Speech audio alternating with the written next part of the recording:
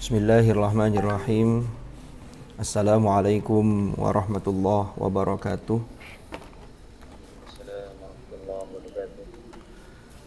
Alhamdulillah. Wassalatu wassalamu ala rasulillah Sayyidina Muhammadin ibni Abdillah wa ala alihi wa sahbihi wa mawalah, amma ba'd. Yang saya hormati para asatidz Bait Al-Quran, yang saya hormati para peserta, para santri Bait Al-Quran yang pada pagi hari ini bergabung untuk mengikuti salah satu aktivitas yang menjadi rutinitas kita, yaitu kajian tafsir 2 pekan. Mudah-mudahan apa yang kita laksanakan ini senantiasa mendapatkan ridho Allah Subhanahu wa ta'ala, dan mudah-mudahan menjadi wasilah turunnya rahmat Allah kepada kita, kepada keluarga kita, kepada anak cucu kita, sehingga kita semua, anak cucu kita, senantiasa diberikan keberkahan, dan putra-putri kita ditakdir menjadi dzurriyyatan thayyibah, putra-putri yang salih-salihah.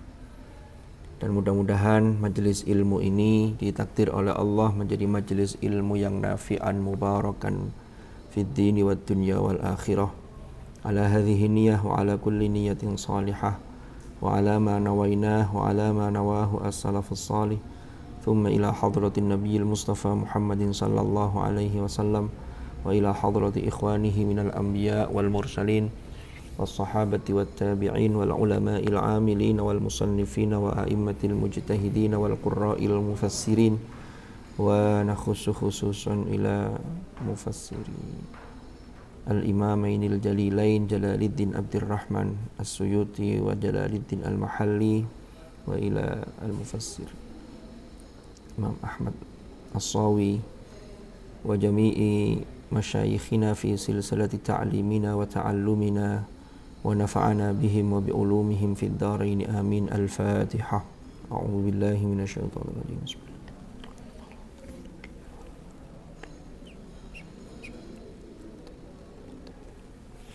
Taib, para asatidz dan para santri Bait Al-Quran, suara saya kecil atau cukupan?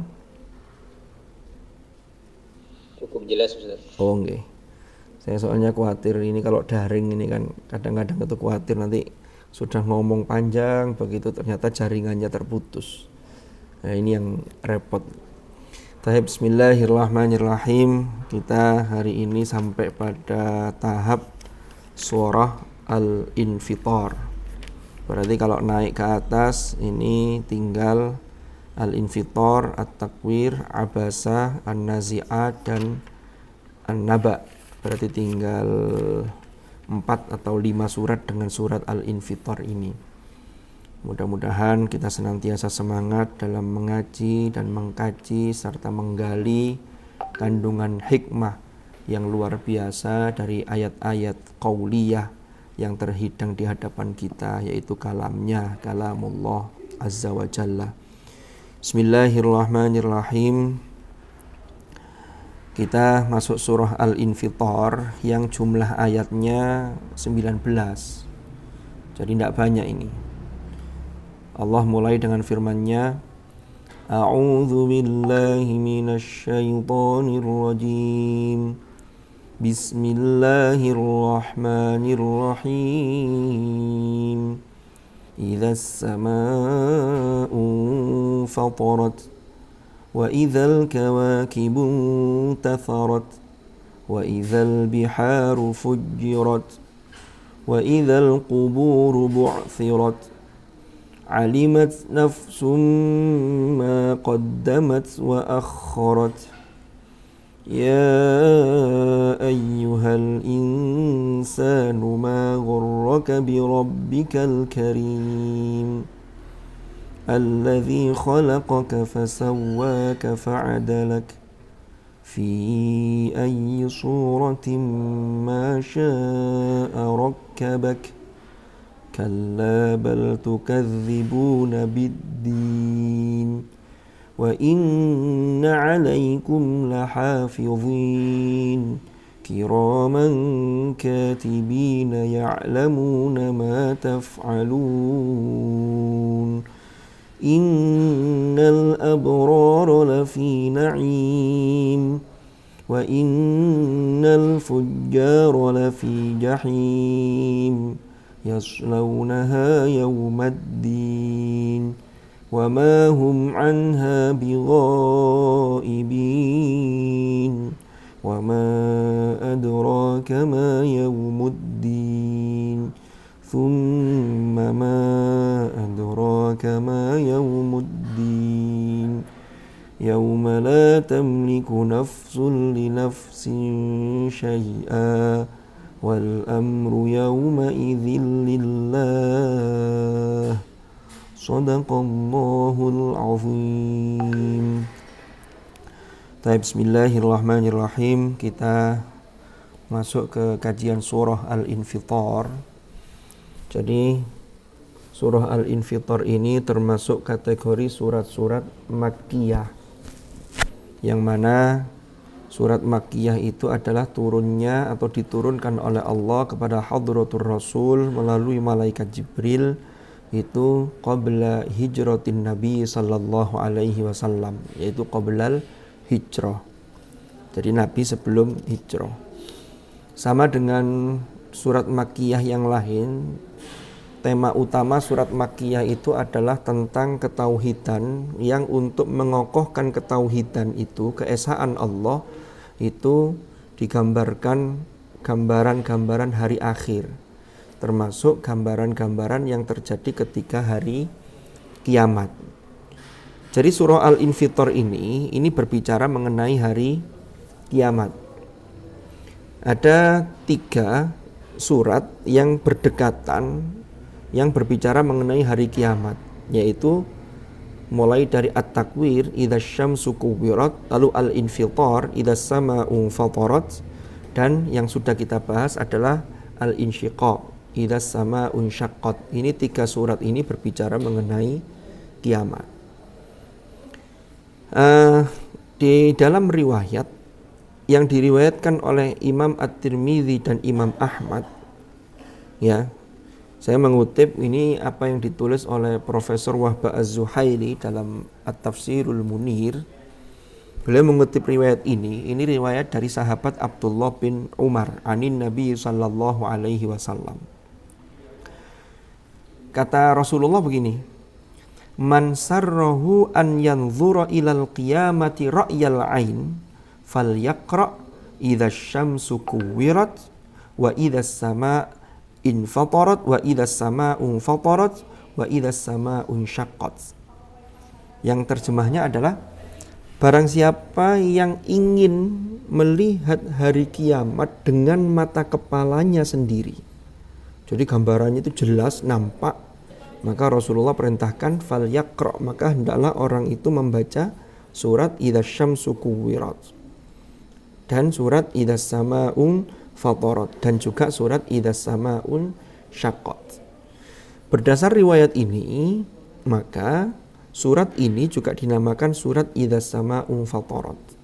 Walaupun kemudian juga diberi nama, diambil dari infatarat, maka menjadi nama infitar. Jadi bentuk masdarnya infatara yanfatiru infitaran, maka surahnya namanya surah Al-Infitar, atau bisa disebut surat idza sama'u fatarat karena diambil dari ayat pertama ini, dan juga berdasar pada riwayat dari sahabat Abdullah bin Umar ini, yang dikeluarkan riwayat itu oleh Imam Ahmad dan Imam At-Tirmidzi.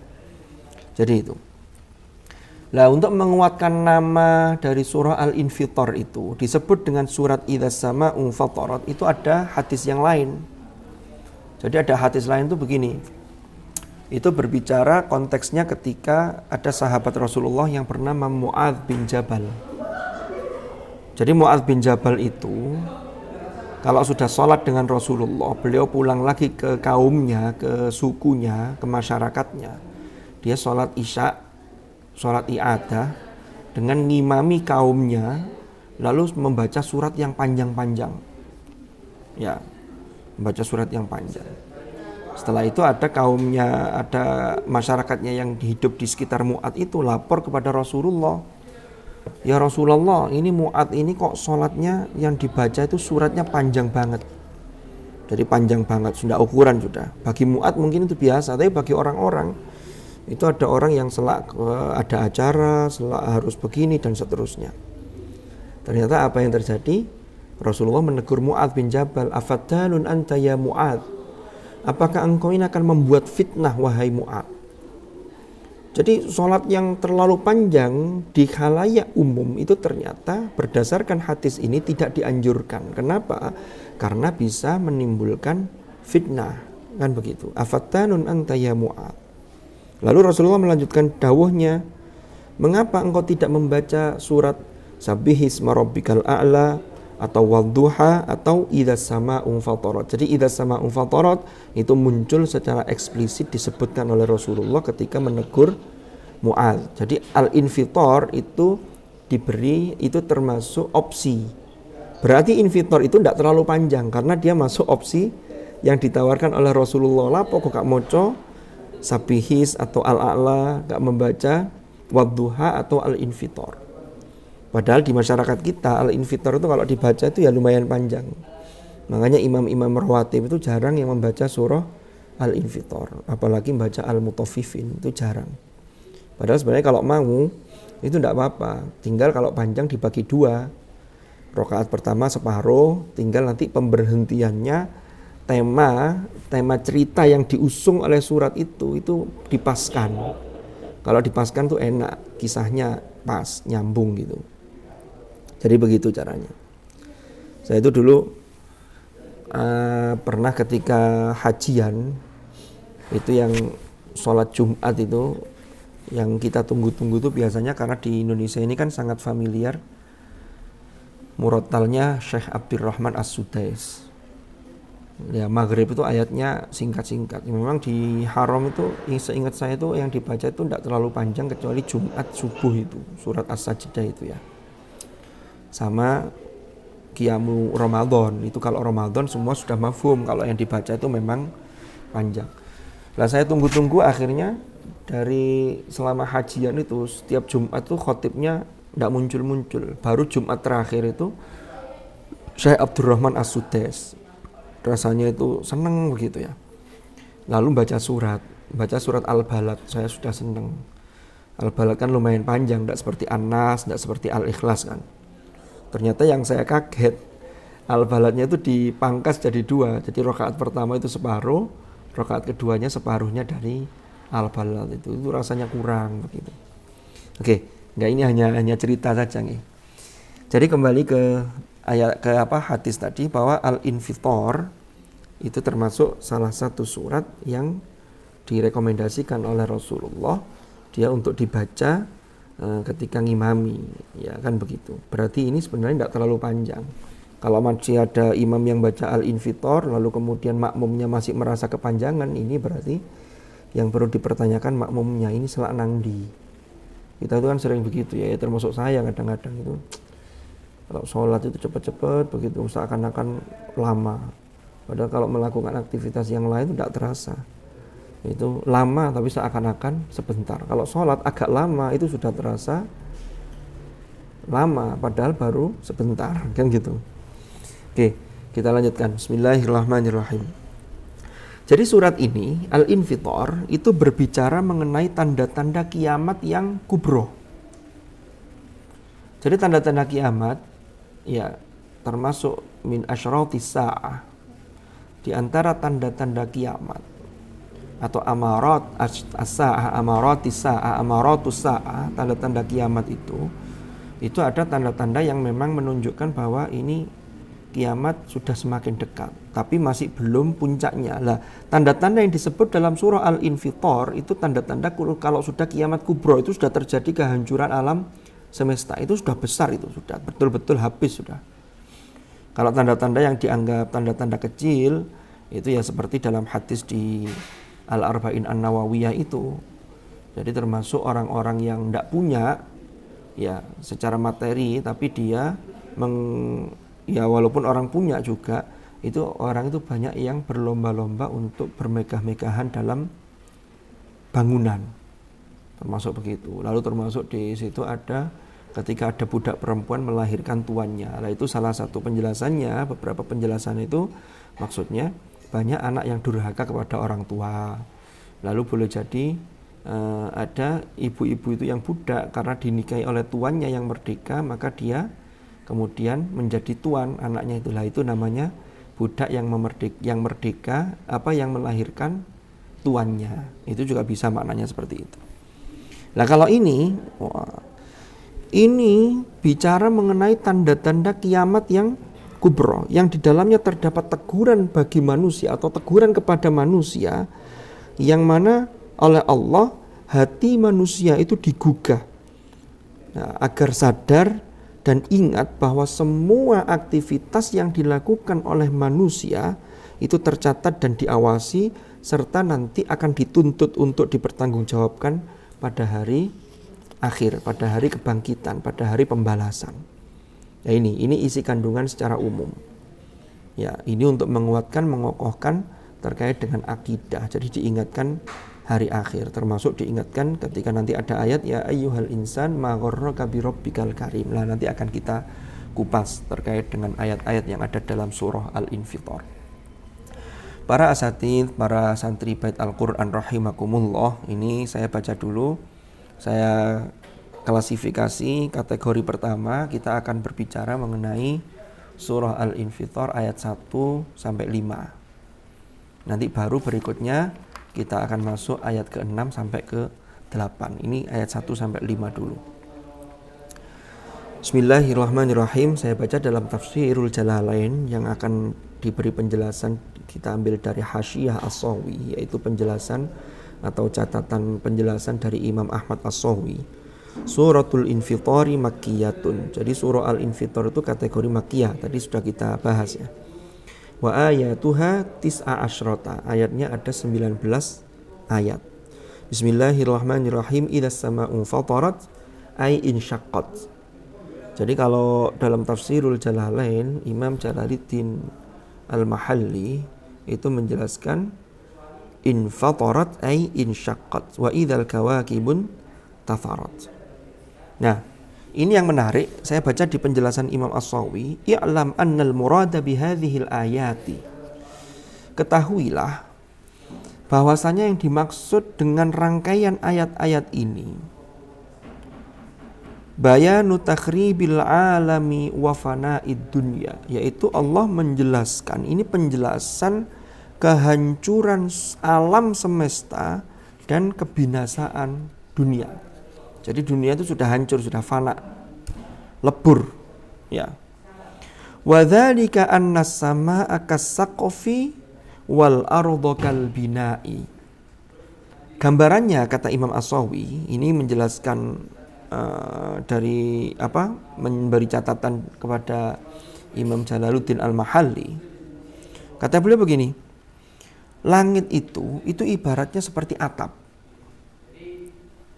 Ya, langit itu kan seperti atap. Kalau kita nengok ke atas, itu seperti ada atap. Padahal kita itu untuk menembus langit pertama saja, itu kita tidak tahu batasnya sampai mana. Apalagi langit itu, sebagaimana dalam firman Allah, itu ada tujuh lapis. Sab'a samawatin tibaqo. Jadi berlapis itu. Dan kalau kita lihat di dalam surah Qaf, was-samaa'a banainaha bi'aidi wa inna lamusi'un. Itu bukan surat Qaf ya. Kalau dalam surat Qaf itu wa ma laha min furuj. Jadi langit itu tidak ada celah, padahal tidak ada tiangnya. Ya, ini kalau bukan karena kekuasaan yang luar biasa, itu tidak mungkin. Nah, saya lanjutkan. Wal ardo ay annal ardo kal bina. Sementara bumi ini itu seperti sebuah bangunan. Ya. Saya itu dulu pernah ditanya, apa sih Ustaz bedanya bumi dengan dunia? Ya, penjelasannya begini, dunia itu alamnya, bumi itu tempat kita tinggal, tempatnya. Kalau alam, di antara alam rahim setelah manusia terlahir, maka dia terlahir ke bumi, tempatnya bumi, alamnya namanya alam dunia. Kan begitu. Di akhirat, alamnya namanya alam akhirat. Tempatnya apa? Tempatnya itu ada dua pilihan. Kalau tidak surga, al-jannah, ya an-nar. Kan begitu. Jadi itu bedanya antara bumi dengan dunia. Jadi dunia itu alamnya, alam dunia ini. Bumi itu tempatnya ini wujudnya bumi ini yang kita tinggali. Tapi alamnya alam dunia. Ya kalau kita ibaratkan mungkin begini, kita analogikan kuliah itu di universitas atau institut atau sekolah tinggi. Itu kan pendidikan tinggi atau institut, sekolah tinggi, universitas. Masuk ke lokasinya itu namanya kampus, sehingga muncul kampus Brawijaya, kampus UIN. Itu kampusnya itu tempatnya lah. Kampus itu adalah ya terkait dengan tempatnya. Ya tempatnya bumi tadi itu contohnya. Ya kampus itu. Ini contoh analogi saja biar gampang untuk difahami. Kita lanjutkan. Thumma ba'da takhribis sama wal kawakib. Ya, jadi begini. Setelah langit itu hancur, langit itu mengalami takhrib, maka otomatis apa-apa yang ada di atap itu ikut jatuh berantakan. Panjenengan kalau punya kalau ada satu bangunan di atas atap itu kan biasanya ada lampu, ada hiasan-hiasan, bahkan lampu itu ada yang diberi nama lampu hias. Ya. Lalu plafon itu bisa dihiasi, sekarang itu ada PVC lah, ada apalagi itu ya, ada plafon list gipsum. Itu kalau atapnya hancur, ambruk, maka yang lain-lain itu ikut ambruk. Maka yang menghiasi langit itu adalah bintang-bintang atau yang disebut dengan kaukab, Jawanya kawakib. Itu kalau atapnya ambruk maka otomatis bintangnya juga jatuh berserakan. Analoginya begitu. Kan begitu. Makanya di ayat kedua, kan surat ini disebut idzas sama'u fatarat. Itu juga ada firman Allah yang lain di dalam surah Al-Muzammil, as-sama'u munfatirun bih kana wa'duhu maf'ula. Ya. Lalu dalam ayat kedua Allah berfirman wa idzal kawakibun tatharat. Dan apabila bintang-bintang, planet-planet tata surya itu jatuh berserakan, jatuh bertaburan. Kenapa? Karena atapnya ambruk, sehingga yang ada di atap hiasan-hiasan itu ikut ambruk, ikut jatuh berserakan. Kenapa? Karena hal ini oleh Allah, gaya gravitasi yang selama ini secara sunnatullah itu mengatur jalannya tata surya, bintang-bintang, planet itu ditiadakan dan dihentikan oleh Allah. Maka ambruk di situ. Sekarang ini ada meteor jatuh saja itu bisa memakan banyak korban. Lah ini kiamat itu tidak hanya satu meteor, tapi semua benda langit itu jatuh. Benda langit itu banyak sekali. Kalau kita rujuk dalam surah Yusuf, Nabi Yusuf itu pernah bermimpi, inni ra'aitu ahada asyara kaukaba. Sesungguhnya aku melihat ada 11 bintang wahai ayahku. Dan di samping ada 11 bintang, dia melihat, Yusuf juga melihat wasyamsa wal qamar. Ada asyams, ada al-qamar. Al-qamar itu satelitnya bumi, yaitu bulan. Asyams, matahari itu sebagai pusat dari tata surya. Jadi matahari itu pusatnya. Planet-planet itu mengelilingi matahari, termasuk bumi itu melakukan revolusi dengan mengelilingi matahari, sehingga matahari itu menjadi pusat. Nah, planet, lalu mulai dari planet yang ditemukan oleh manusia, bahkan mungkin ada planet-planet yang jaraknya sangat jauh dan manusia belum menjangkau, boleh jadi. Bahkan bintang itu, kalau menurut para ahli, yang kita lihat hari ini sinarnya, kadang-kadang boleh jadi bintang itu sudah punah, sudah musnah bintang itu. Jadi bintang itu sudah musnah, tapi cahayanya baru sampai ke kita hari ini. Ini bisa jadi punah seperti itu. Ini yang terkait dengan bintang. Nah, ketika terjadi atapnya langit ini sebagai atap itu ambruk, maka di situ bintang-bintang juga ikut ambruk. planet-planet juga ikut bertabrakan, jatuh berserakan dan berantakan.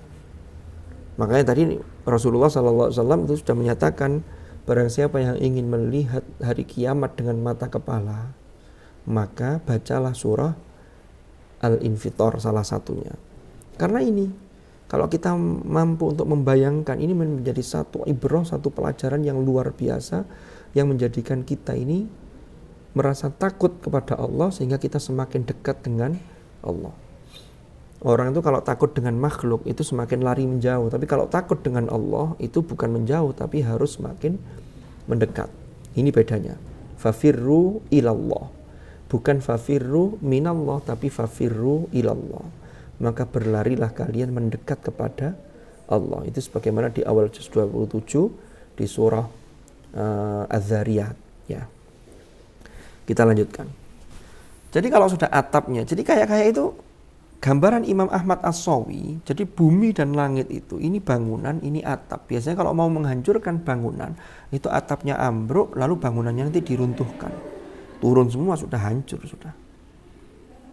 Makanya ayat kedua ini bicara wa idzal kawakib, bukan kaukab. Kalau kaukab itu hanya mufrad, satu bintang. Ini kawakib jamak dari kaukab. Sehingga menggambarkan al-kawakib wa idzal kawakib intasarat, itu semua planet, semua tata surya, semua bintang-bintang itu jatuh berserakan, jatuh bertaburan karena sudah tidak ada cantolannya langit tadi. Cantolannya apa? Lah cantolannya itu adalah gravitasi yang diciptakan oleh Allah Subhanahu wa ta'ala. Ketika kiamat semuanya dihilangkan, selesai sudah. Kalau itu sudah terjadi, maka yang terjadi ini dampaknya terhadap air laut. Air laut itu pengaruhnya dari mana? Air laut itu sangat terpengaruh oleh bulan. Wal qamara qaddarnahu manazila hatta 'ada kal urjunil qadim. Dalam surah Yasin kan kita baca itu. Wal qamara qaddarnahu manazil hatta 'ada kal urjunil qadim. Hatta 'ada kal urjunil qadim. Makanya biasanya laut itu kalau malam itu mengalami pasang, airnya naik. Itu kan pengaruh dari bulan. Makanya ketika ini bulannya sudah hancur, karena tadi wa idzal kawakibun tafarat, maka apa yang terjadi? Wa idzal biharu fujirat. Ya Allah, kan begitu, dahsyat sekali ini. Dan apabila lautan-lautan itu dijadikan meluap, dipancarkan, airnya keluar semua. Jadi airnya pasang, tapi pasangnya tidak ukuran sudah. Apalagi yang pasang itu bukan hanya satu laut. Tapi Allah berfirman menggunakan al-bihar. Bihar itu jamak dari bahar. Bahar itu lautan. Kalau bihar itu lautan-lautan. Berarti kalau hari ini kita kenal ada Samudra Pasifik, ya, ada Samudra Hindia, lalu ada Selat Madura, ada Selat Sunda. Itu kan penamaan-penamaan saja, tapi semuanya kan nyambung. Tapi itu semua tanpa terkecuali ketika terjadi hari kiamat, maka semua lautan itu airnya meluap ke atas. Kita ini tidak usah jauh-jauh dulu ya. Jadi kalau melihat tsunami saja, tsunami itu padahal biasanya ada pusat gempa yang berada di kedalaman laut sekian Richter, 9 Richter, 9 atau 10, sekian Richter. Itu berpotensi tsunami. Itu karena goncangan itu akan membuka dan air itu akan ketika setelah buka itu nutup lagi, airnya akan keluar. Itu aja bisa menghabiskan berapa juta orang. Kita ingat dulu tsunami Aceh tahun 2004, lalu tsunami di Jepang, kan begitu. Itu padahal baru satu titik. Nah ini yang terjadi tsunami itu di semua lautan, semua belahan dunia. Dan itu secara bersamaan. Wa idzal biharu fujirat. Ada yang berpendapat begini, apa maksudnya fujirat? Fujirat itu dipancarkan meluap, tapi di situ ada ledakan. Ya mesti, kenapa kok ada ledakan? Karena ternyata kalau kita pernah belajar kimia, ini mohon nanti dikoreksi ya bagi para santri bait atau para asatid yang jurusan kimia. Saya tidak pernah belajar kimia, saya hanya membaca beberapa literatur. Ternyata air itu adalah berasal dari ada unsur oksigen dan hidrogen, lalu jadilah senyawa air. Nah, ketika terjadi kiamat, maka senyawa air itu, unsur yang di dalamnya itu dipisah. Kalau oksigen itu cenderung stabil, kalau hidrogen itu mudah terbakar. Sehingga disinilah ketika unsur ini terpisah, karena ada ini goncangan yang dahsyat, idza zulzilatil ardu zilzalaha, lalu langit tadi sudah meruntuhkan semua benda-benda langitnya, lalu dampaknya lautan, maka di situ laut tidak hanya mengeluarkan airnya, tapi juga terjadi ledakan karena ada unsur hidrogennya tadi itu. Itu yang ada dalam air laut. Jadi memang mengerikan sekali. Kita ini yang kalau tidak pernah mentadabburi ayat-ayat suci Al-Quran, tidak kita dalami hikmahnya dari sisi kajian tafsirnya, maka baca itu ya biasa saja. Kalau dengan kita tahu ini kan harusnya kita ini ketika membaca itu Al-Quran itu menjadi satu yang disebut dengan dalam bahasa Al-Quran itu sebagaimana di akhir juz 13 itu. Nah, saya lihat di surah Ibrahim di akhir itu, hadza balagun linnas waliyunzaru bihi waliya'lamu annama huwa ilahu wahidu waliyadzakkara ulul albab. Jadi balagh, Al-Quran itu adalah balagh bagi manusia. Manusia yang mana? Yang mau mengambil pelajaran. Sehingga balagh itu, informasi yang disampaikan itu betul-betul merasuk ke dalam hati. Itu balagh. Makanya bahasanya Al-Quran itu bahasa yang mengandung fasahah sekaligus balagh. Sehingga baligh. Ya kan begitu. Hadza balaghul linnas. Kalau Al-Quran belum menjadi balagh bagi kita, berarti ada yang salah dengan kitanya, bukan Al-Qurannya. Makanya Al-Quran itu sering ketika memberi perumpamaan itu kan Allah perintahkan wadrib lahum daraballahu mathala. Kan begitu. Daraba itu maknanya memukul. Kalau daraballahu mathala, Allah mengambil satu perumpamaan dengan harapan orang yang memahami perumpamaan itu hatinya terketuk seakan-akan dia terpukul dengan daraba tadi itu. Wadrib lahum mathalan ashabal qaryah.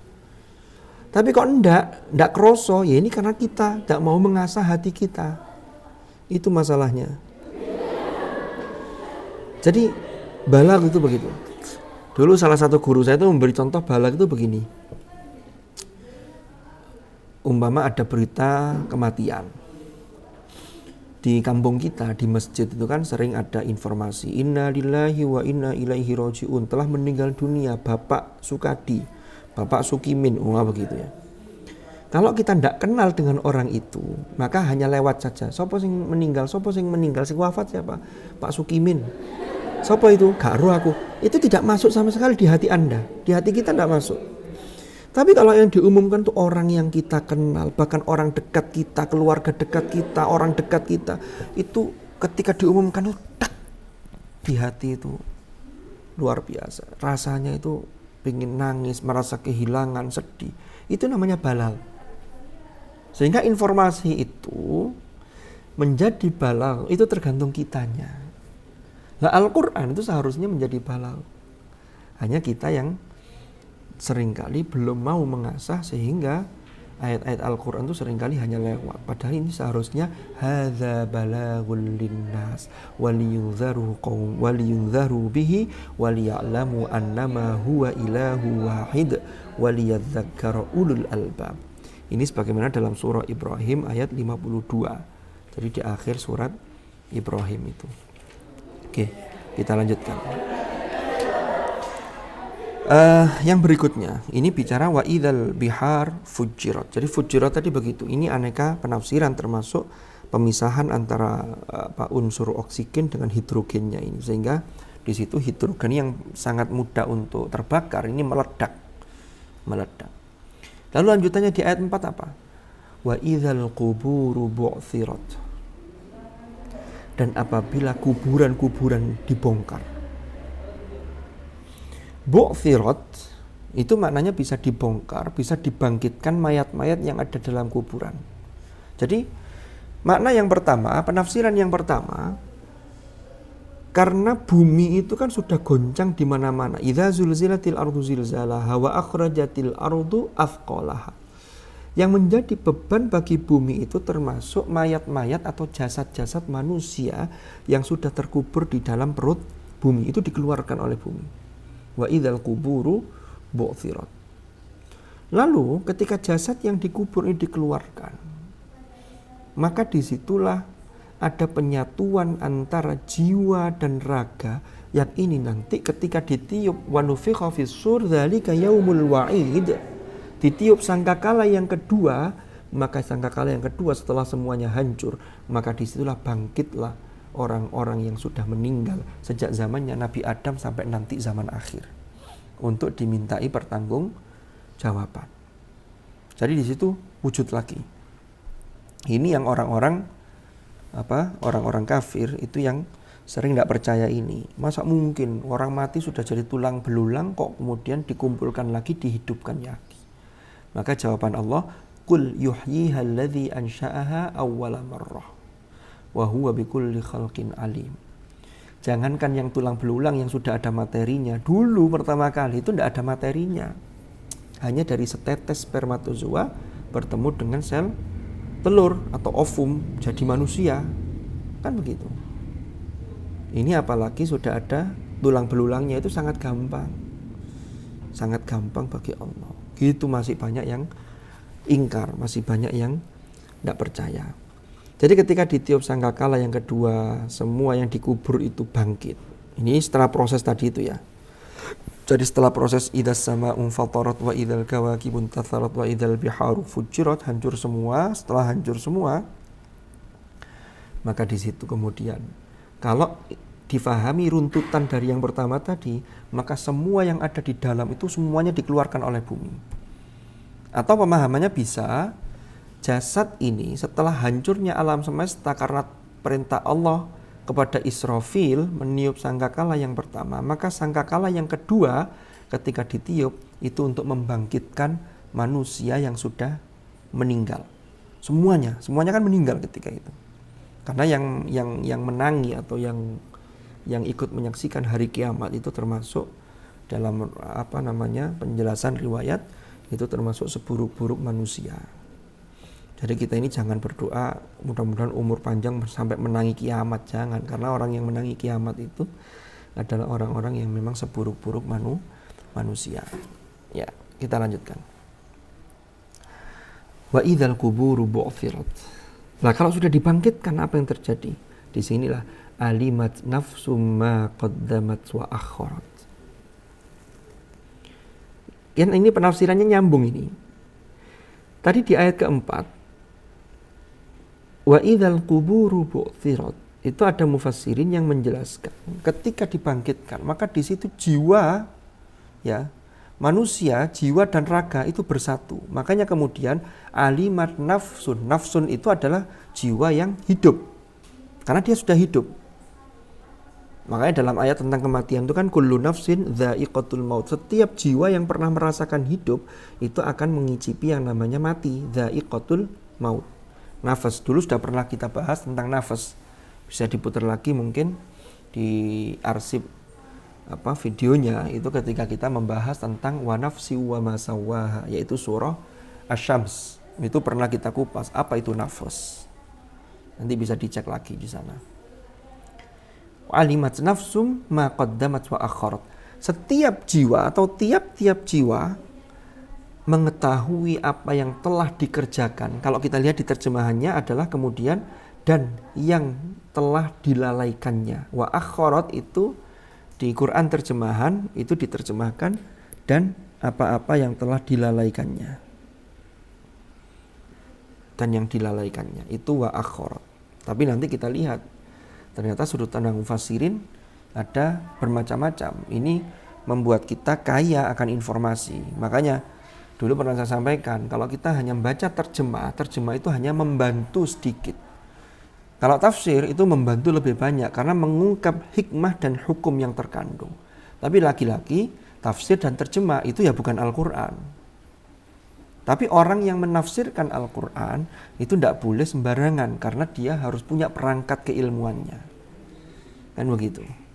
Karena kalau dia sembarangan, itulah yang diancam falyatabawwa maq'adahu minan nar. Itu yang menafsirkan berdasarkan kepentingan hawa nafsu seseorang itu.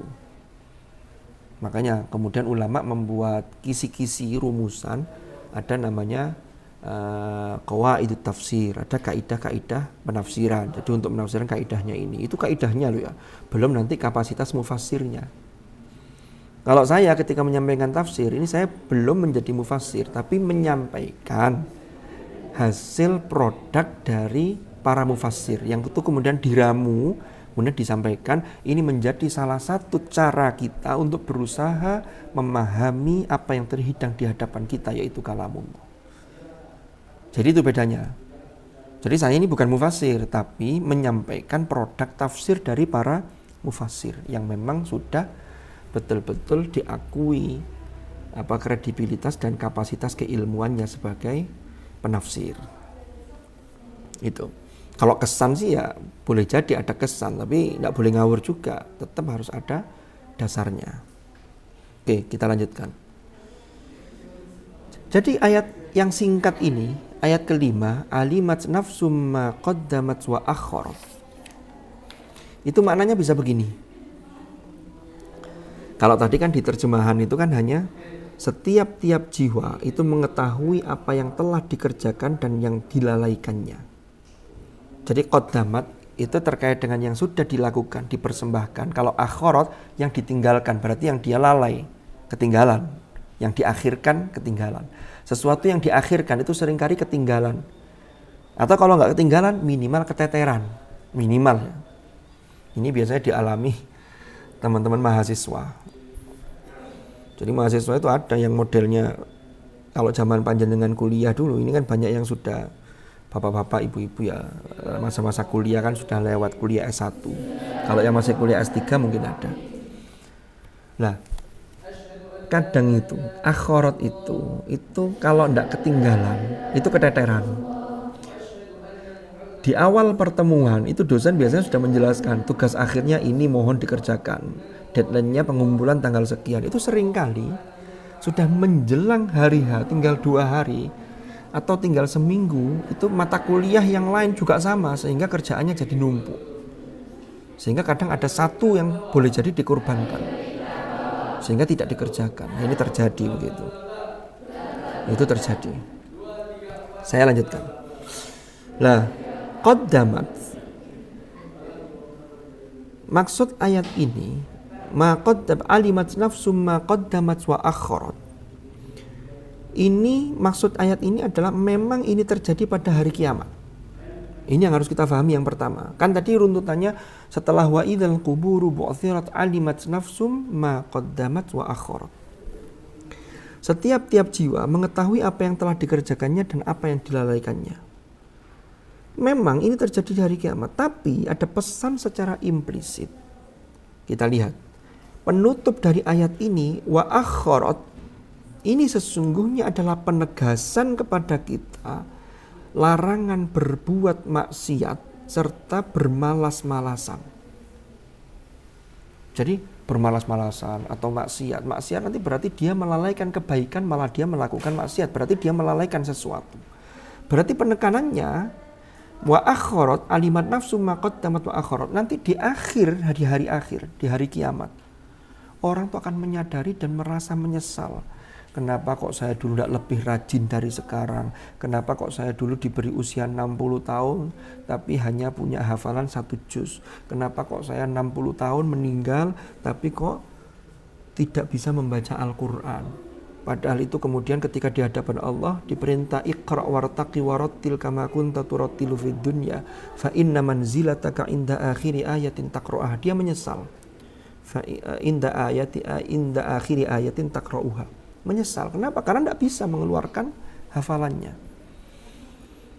Orang yang sholat, sekedar sholat kewajiban, lalu kemudian dia lupa, tidak menunaikan tambahan-tambahan yang lain, sedekah dan lain-lain. Itu yang dilupakannya itu semuanya akan terlihat di hari akhir dan dia pasti akan menyesal. Sehingga ada pesan implisit, saya ulangi sekali lagi, ya. Jadi maksud dari ayat ini adalah penegasan jangan sampai malas-malasan, jangan sampai berbuat maksiat sehingga melalaikan yang manfaat atau melalaikan ibadah yang nanti di hari akhir akan ada penyesalan. Ini maknanya begitu. Lalu ada mufassirin yang lain yang memahami begini. Ada yang memahami kalau qaddamat itu sesuatu yang dilakukan, kebaikan yang dilakukan ketika masih muda. Ketika masih muda kok dia sudah biasa melakukan kebaikan, istiqomah. Ini berarti dampaknya lama, panjang sampai usia tua. Tapi kalau akhirat dia melakukan kebaikan tapi terlambat. Sudah usia 70 tahun baru belajar ngaji, usia 72 meninggal. Berarti hanya 2 tahun dia punya kesempatan belajar. Yang 70 tahun sebelumnya atau dihitung dari usia balik ya. Umumnya 10 tahun lah. Berarti yang 60 tahun sebelumnya itu sia-sia. Ini nanti dia akan menyesal. Bisa begitu maknanya. Atau ada yang memahami akhirat itu maknanya bukan yang dilalaikannya, tapi kalau qaddamat itu yang dipersembahkan, yang sudah dia lakukan. Kalau akhirat itu peninggalan dia yang kemudian menjadikan orang-orang setelahnya itu melanjutkan atau mengikuti kebaikan yang dia lakukan. Itu juga maknanya bisa tercakup dalam kata wa akhirat. Bisa begitu. Jadi maknanya itu luas sekali. Saya ambil contoh sekarang. Di dalam surah Yasin atau saya ke surat Al-Hasyr dulu nih. Di surat Al-Hasyr itu ada ayat ya ayyuhalladzina amanu taqullaha wal tanzur nafsum ma qaddamat lighad wattaqullaha innallaha khabirum bima ta'malun. Wahai orang-orang yang beriman, bertakwalah kalian kepada Allah. Lanjutannya apa?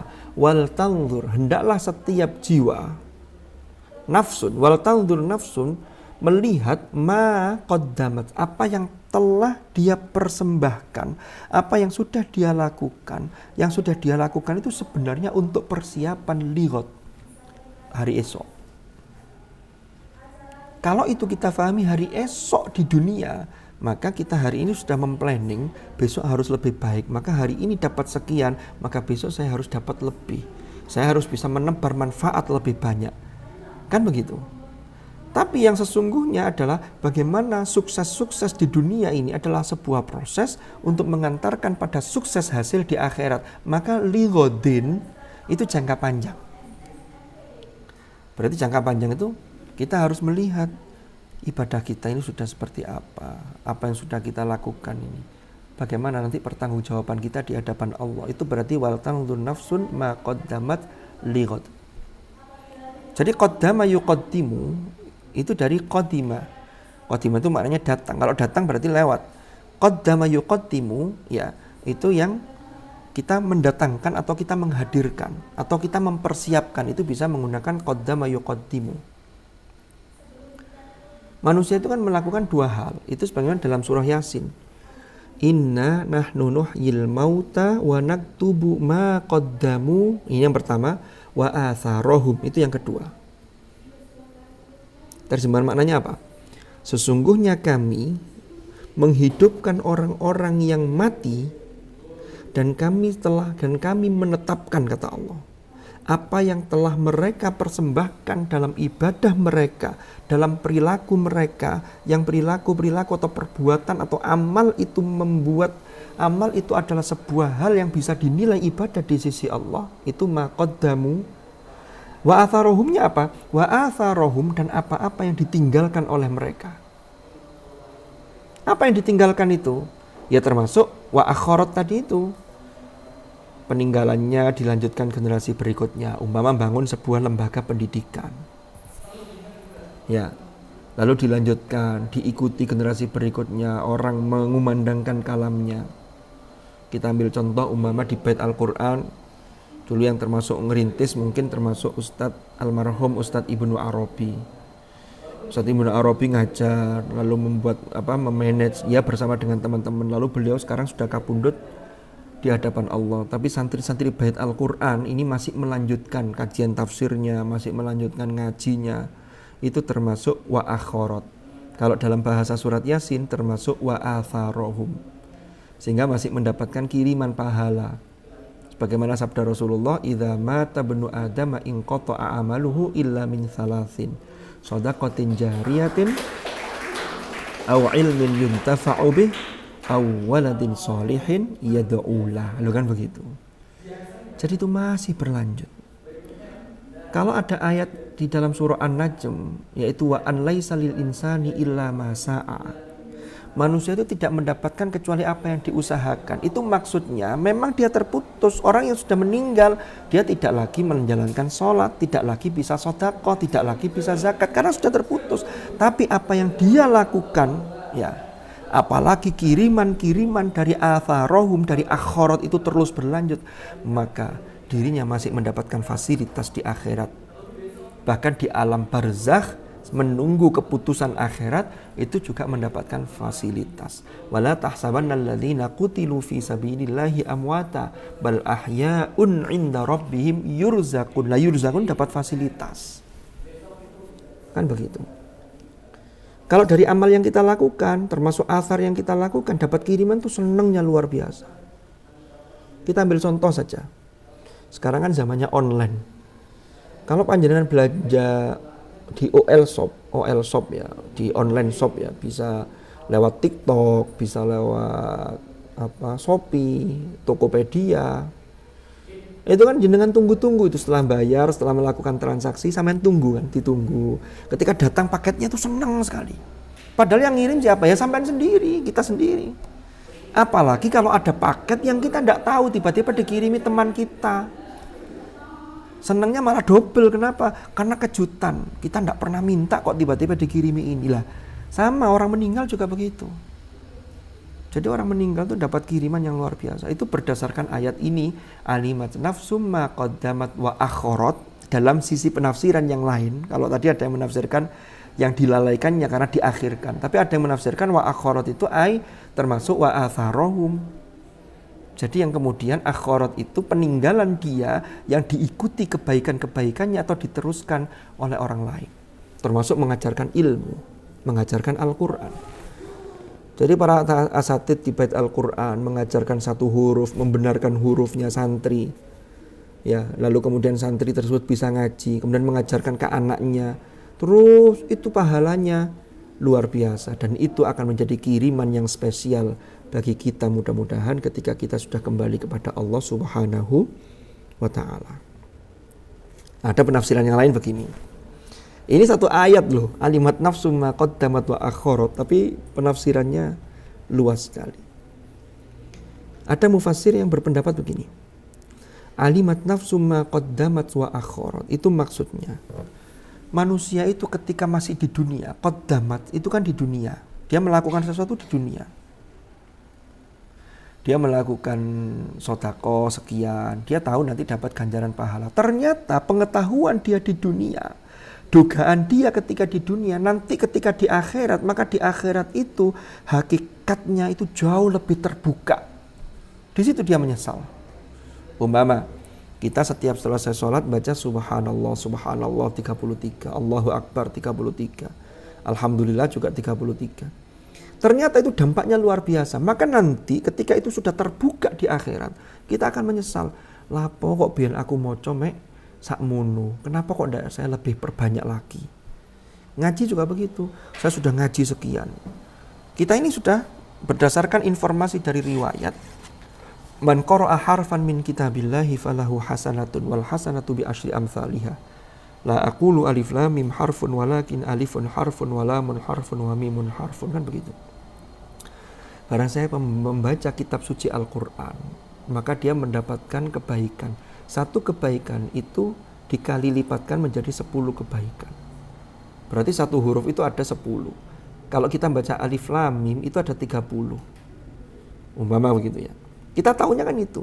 Tapi ternyata nanti karena rahmat Allah kita diberi luar biasa. Maka kita lebih tahu animat nafsum ma qaddamat wa akharat. Hakikatnya ketika di akhirat, ketika sudah kiamat, maka setiap jiwa itu akan mengetahui, maka dia akan menyesal.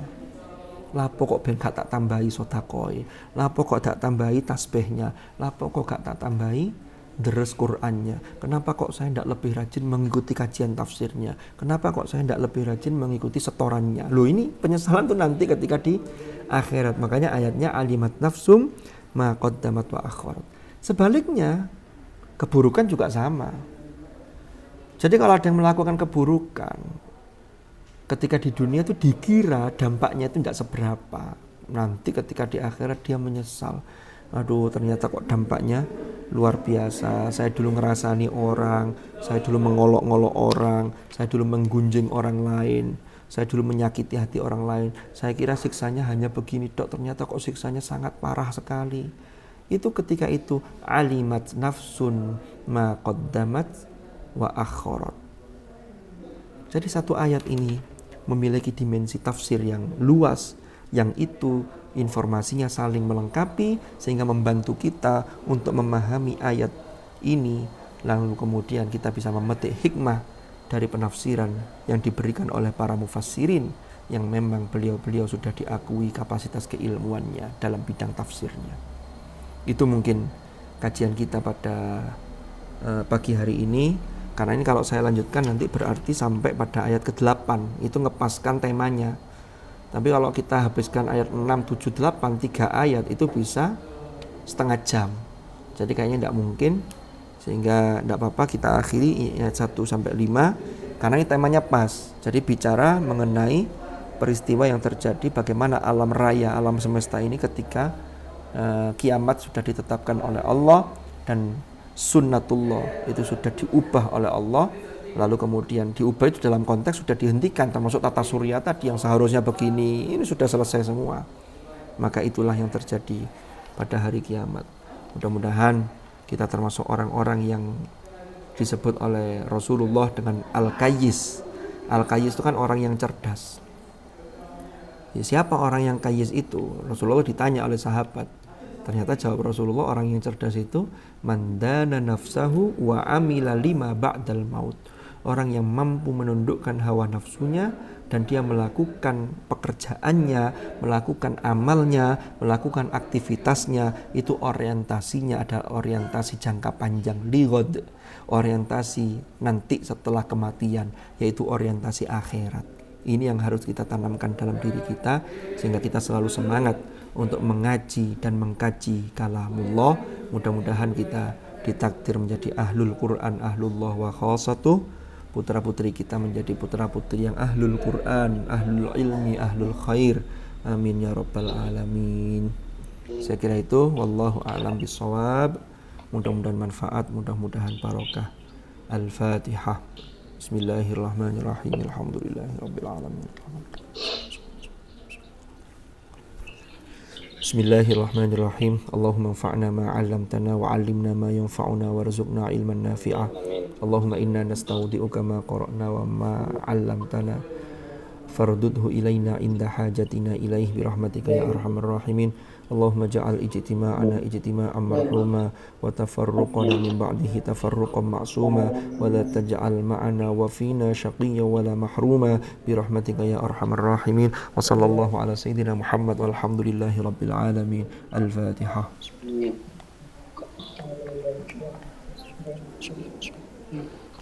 Subhanakallahumma bihamdik asyhadu an la ilaha illa anta astaghfiruka wa atubu ilaik. Wa sallallahu ala sayyidina Muhammadin walhamdulillahi rabbil alamin. Hadanallahu wa iyyakum ajma'in. Al-afwa minkum. Assalamualaikum warahmatullahi wabarakatuh. Waalaikumsalam warahmatullahi wabarakatuh. Saya kembalikan kepada Ustadz Mukhlisin. Monggo matur nuwun. Kita sampaikan banyak terima kasih kepada beliau Ustaz Muhammad Hashim yang telah istiqomah membina atau mengisi kajian tafsir ibadah Quran. Minta doa kepada para santri dan mustami'in mustami'at sudah mengeluangkan waktunya untuk mengaji bersama. Mudah-mudahan senantiasa Allah berikan keberkahan dan kemanfaatan di dunia dan akhirat. Insyaallah kita lanjutkan pada pertemuan kajian berikutnya. Kita akhiri. Wassalamualaikum warahmatullahi wabarakatuh. Waalaikumsalam warahmatullahi wabarakatuh. Waalaikumsalam warahmatullahi wabarakatuh.